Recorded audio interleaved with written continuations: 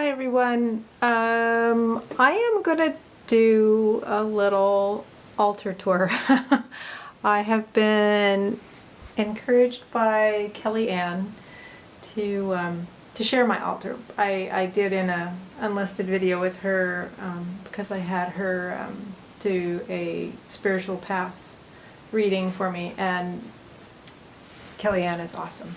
She really, really is. The kinds of things that she brings up really resonate with me. So I'm going to do a little altar tour. I've got just a few different sacred spaces in my house right now. And I don't subscribe to any, I don't categorize myself or define myself, but certain practices and philosophies resonate with me, mainly Buddhist philosophy and sort of a, how do I put this, a pagan worldview as far as living in harmony with the earth and her seasons and that energy. And I'm still learning more about a lot of different things and constructing my own path and embracing my spirituality, which has sort of laid dormant for a number of years since leaving a yoga church that I had belonged to for 20 years. And but now I'm finding that I really desire to have my own path and ritual, just to move through an uncertain, sometimes chaotic life, and just to connect me back to feel more connected. So I'm going to try to keep this relatively short if I can. So this is kind of one of my workspaces here. I have my computer and my scanner, and I do different things here. I use that corner for actually creating images sometimes. So this is one of the spaces that I have. I don't really meditate in here, but I do keep my deck of tarot, the St. Petersburg deck, and I have different incense in here. And right here I like to keep a little icon of Saraswati, since she is the goddess of music and art and literature. And so I just like to keep that energy here. And a lot of this is a kind of an ancestor altar, I guess. I have some different artwork that I've done with pictures of my great-grandmother and my grandmother on my mother's side. And these are my ancestor prayer flags that I created with old negatives. And this is my father's family. And that is my father, my late father. And I also keep different things from my cultural background from Poland. That's a Polish Easter egg, and that's a little Polish kogut, a rooster.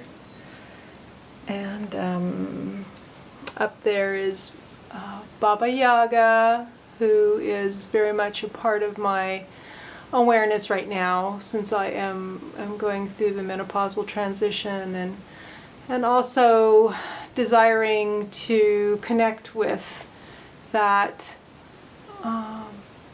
wisdom, that life wisdom sort of energy. And up there is the Polish sunflower, excuse me, carving, and that's a bunch of mugwort hanging that I have from my garden. And there's a little evil eye and sort of crystals that I had gotten in a goodie box from Moon Mother, from Jackie. And this is a necklace I created with another pendant of Baba Yaga and some stones. The pink beads were from from a necklace that my grandmother had, and there's some amber on there and some jade, just kind of the amber for my cultural background, Baltic amber in Poland, and the green for just to signify the earth and plants. It's very connected to plants. And there's some pictures of my children when they were little, and my husband, and our dog that died a little bit ago. And then I have some stones down here. I don't know all the correspondences of the stones, but I bought some, and the lady was kind enough to mark them for me. I sort of get and use them as it feels good to me. I haven't studied too much, but I like to keep them around and just get to know them a little bit. And this is very recent. I had a wisdom tooth pulled the other day, and I was extremely phobic about the process. So I am keeping that on my altar, and I'm going to do some artwork with it just because it is representative to me of a fear that I have faced, and it wasn't as bad as what it was in my head.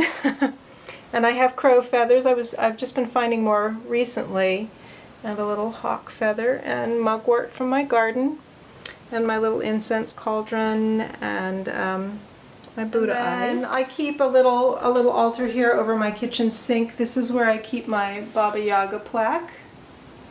And that's a flower from Tibet that a friend gave me several years ago. A Bodhi leaf from India that another friend gave me. A little wooden plate with a Polish kind of folk painting on it.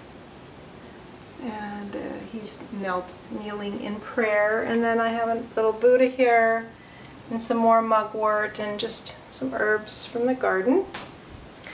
And I like to keep that, just, my altars to me are ways to keep my focus on something other than just, the mundane life. More mugwort hanging in my garden.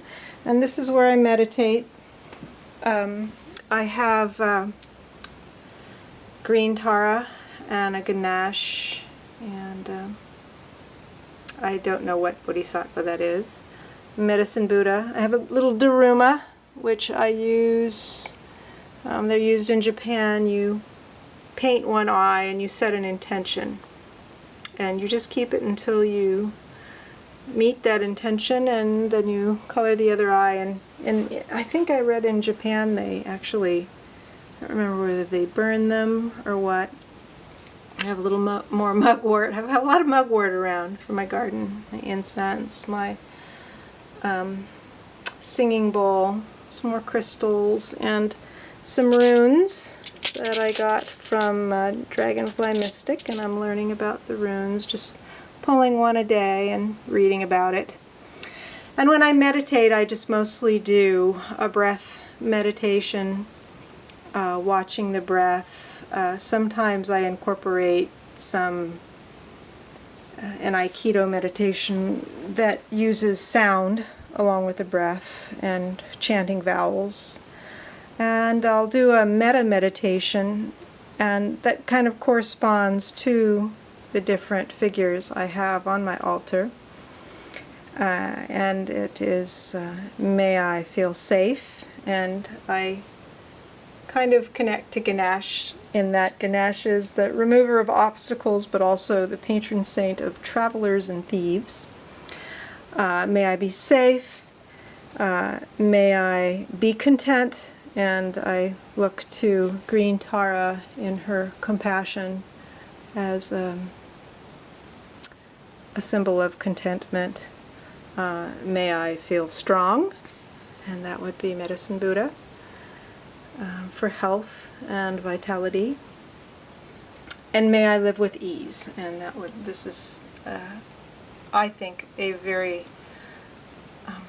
good illustration of ease with Buddha in that posture.